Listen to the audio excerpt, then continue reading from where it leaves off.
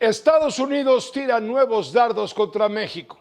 Son dos acciones que demuestran los costos de seguir jugando al bote pateado, o por lo menos transmitir esa percepción a Washington por parte del gobierno mexicano. Una de esas acciones impacta directamente a las remesas. Mediante una orden ejecutiva, Donald Trump ordena a los bancos investigar las transferencias hechas por migrantes, averiguar si hay lavado de dinero de los cárteles criminales, fraudes, evasión fiscal, identidades falsas, operaciones ligadas a la migración irregular, en fin. En los próximos 60 días, el Departamento del Tesoro deberá emitir un aviso formal a las instituciones financieras. Estados Unidos mantiene el ojo en las remesas que llegan a México, pues observa ciertos patrones de retiros o depósitos repetitivos en montos pequeños. Los 61,000 millones de pesos en remesas ingresados a México el año pasado representan 5% del consumo en México y el 3.5% de nuestro Producto Interno Bruto, la riqueza nacional, pues. Aunque todo esto no signifique que se vayan a prohibir las remesas, sí apunta a más supervisión, más requisitos de identificación del remitente y mucha más presión financiera sobre migrantes indocumentados. Otra de las acciones, la segunda acción de la administración Trump, es contra el brazo financiero del cártel de Sinaloa. El Departamento del Tesoro sancionó a 12 personas y 2 empresas ligadas a ese cártel y sus actividades para el tráfico de fentanilo. Ubican operaciones desde restaurantes hasta criptomonedas. Entre las personas sancionadas destaca el nombre de Armando de Jesús Ojeda Avilés, quien hasta el año pasado fue funcionario público de confianza a nivel municipal en Sinaloa. Todos los activos y bienes de las personas y empresas sancionadas que se encuentren en Estados Unidos serán bloqueados. A su vez, la Unidad de Inteligencia Financiera de la Secretaría de Hacienda en México también bloqueó las cuentas de 12 personas y empresas presuntamente ligadas al cártel de Sinaloa.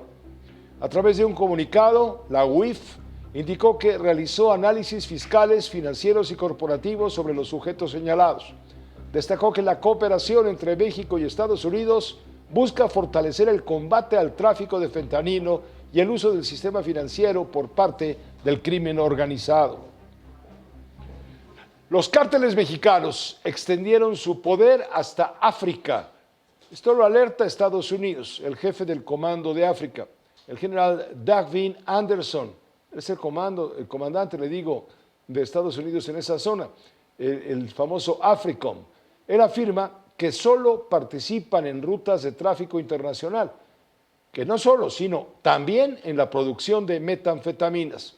Integrantes del cártel Jalisco Nueva Generación y el cártel de Sinaloa fueron identificados en 11 de los 12 laboratorios clandestinos desmantelados en el continente africano. Derivado de estos operativos, 3 mexicanos fueron detenidos en Nigeria. Interceptamos un cargamento de 35 toneladas de cocaína procedente de Sudamérica con destino a África Occidental, valorado en aproximadamente $1 billón, lo que se trata de la mayor incautación de la historia. Existe una relación de beneficio mutuo entre los cárteles y los grupos de África. Los terroristas facilitan el transporte de droga a cambio de dinero, y ese dinero regresa a los cárteles en América, mientras también financia las operaciones terroristas en África. En todo este clima, la presidenta de la República eleva el tono en contra de Estados Unidos. Atribuye las presiones desde Washington a asesores y sectores políticos que buscan usar a México como trampolín electoral rumbo a los comicios intermedios que habrá el primer martes de noviembre próximo. También acusó a ciertos grupos de querer intervenir en asuntos internos del país.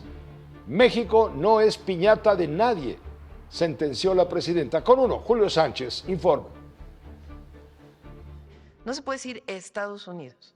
La presidenta Claudia Sheinbaum elevó el discurso en contra de nuestro vecino del norte y principal socio comercial. Acusó a Estados Unidos de querer intervenir en las elecciones de México del próximo año. Que por cierto, como tienen elecciones en noviembre, pues ahora quieren meter a México en sus elecciones de noviembre, en una visión muy electorera de algunos cuantos. Pues no, México no es piñata de nadie.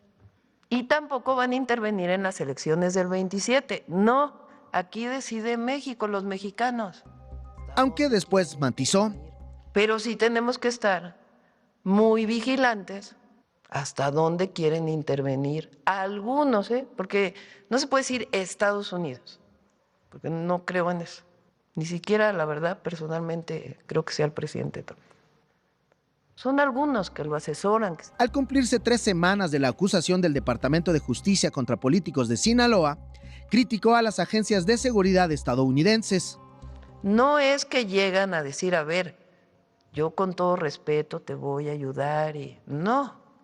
Esa es la historia de las agencias de Estados Unidos en el mundo entero. Llegan a apoderarse de la casa, a decir, bueno, ahora ya yo mando, yo te voy a decir, a ver, tú para acá, tú para allá, tú. Nos coordinamos, acordamos, nos reunimos, pero cada quien desde su casa. Insistió en que debe haber coordinación, pero no subordinación ni intervencionismo. Es muy importante lo que hoy se debate en México y lo que muchos se montan. Nuevamente lo digo, porque aquí lo que está a discusión es quién decide en México. ¿Se decide desde afuera o se decide desde adentro? Eso es lo que hoy estamos viviendo en nuestro país, que la esencia de lo que hoy estamos viviendo es la defensa de la soberanía. Julio Sánchez, Uno TV.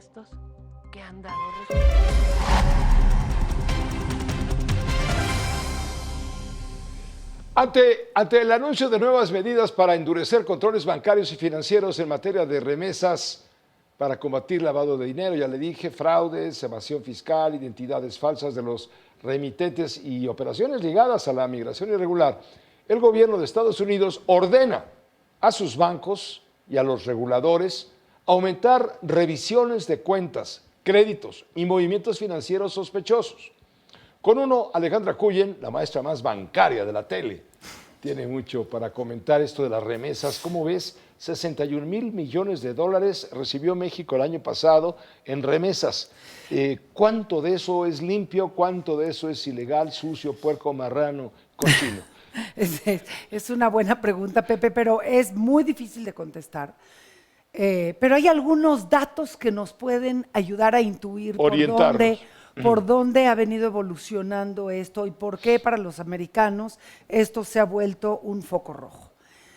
Hay en Estados Unidos alrededor de 40 millones de personas con ascendencia mexicana o que son nacidos en México o que son de primera, segunda y hasta tercera generación con origen o sangre mexicana. ¿Mexicanos o latinos? No, mexicanos. Mexicanos. Cerca de 40. Son cerca de 40, 39.9 millones. Sí. De estos 40 millones, hay 11 millones de mexicanos que son de primera generación, es decir, nacidos en México que se fueron a vivir para allá. De estos 11 millones, hay alrededor de 5 que son indocumentados, es decir, illegal aliens, ¿no? Ajá. Ahora vámonos a los pesos, bueno, a los dólares. Los mexicanos, todos los 40 millones, mandan unos más, unos menos, pero se estima que los una 300, remesa… 400 Así es, una remesa dólares promedio es de entre 300 y 400 dólares cada mes y medio más o menos. Sí, pero multiplícalo por…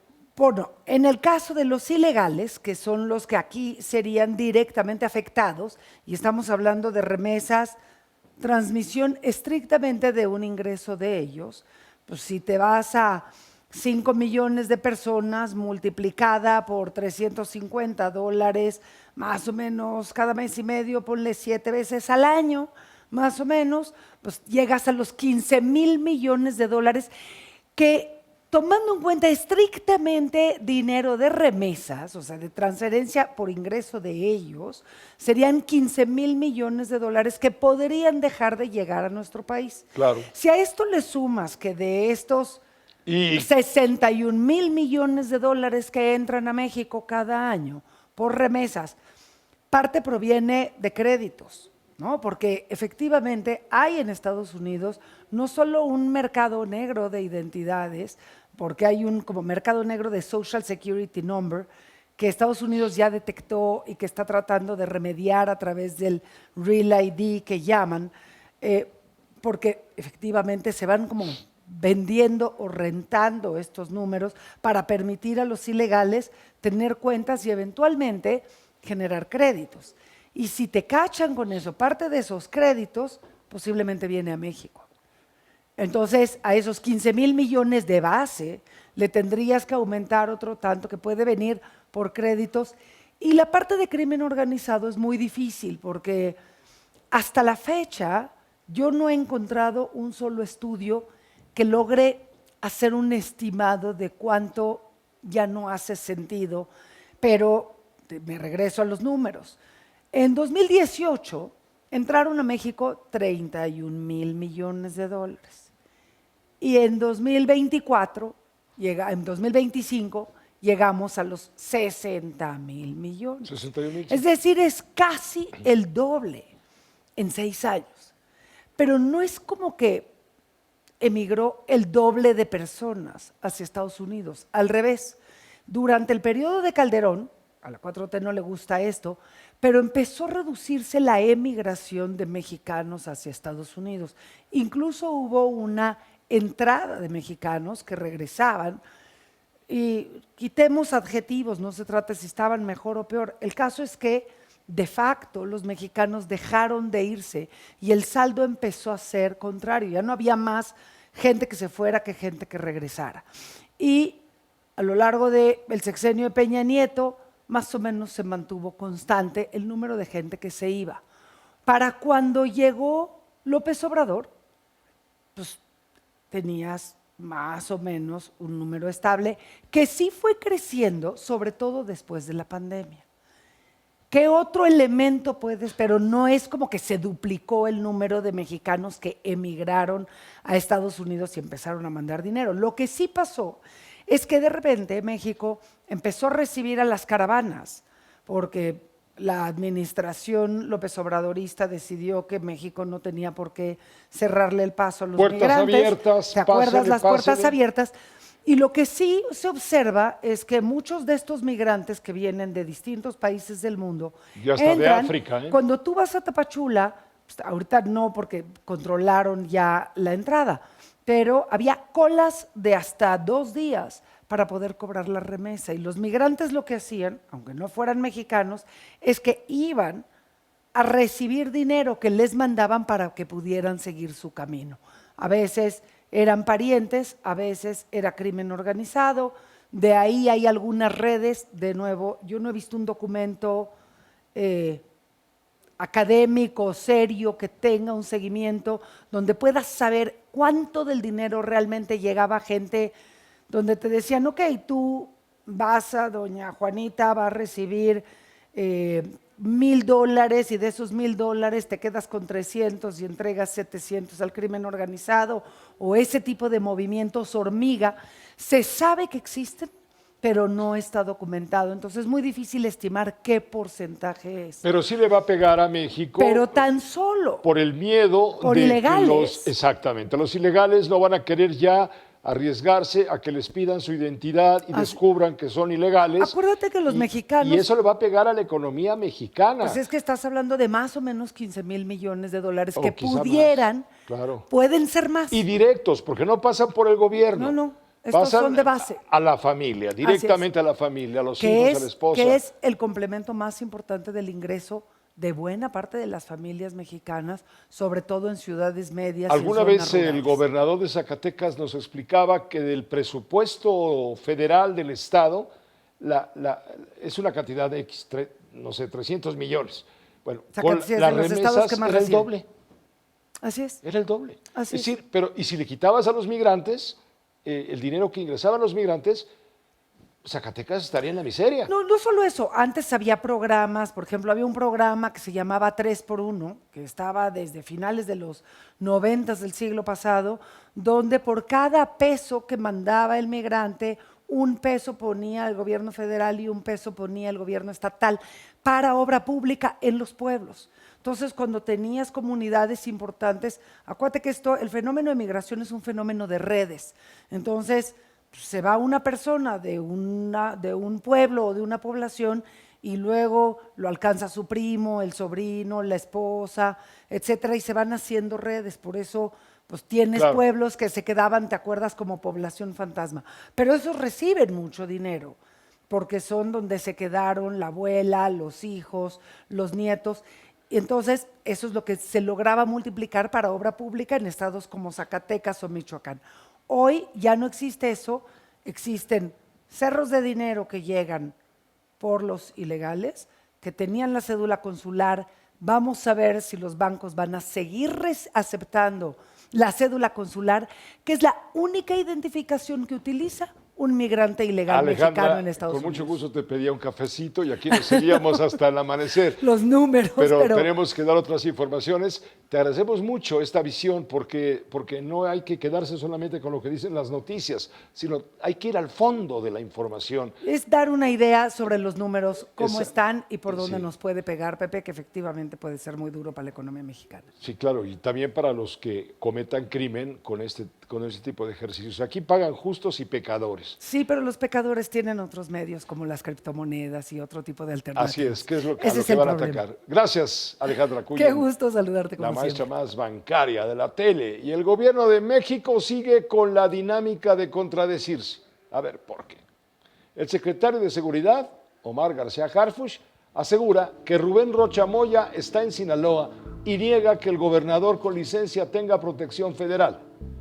Quizá andaba despistado y olvidó que la presidenta Sheinbaum confirmó la semana pasada que Rubén Rocha Moya sí solicitó seguridad y que sí se la concedieron. Está en Sinaloa, no ha sido reservada su ubicación, está como al momento está ahí el vehicle stop. No cuenta con servicio de escolta de ninguna institución del gobierno de México. Tiene policía estatal, hasta donde tenemos entendido. La escolta corre a cargo del Estado. ¿No? Como es gobernador con licencia, pues cuenta con un servicio de escolta, pero del Estado. No tiene escolta por parte del gobierno federal.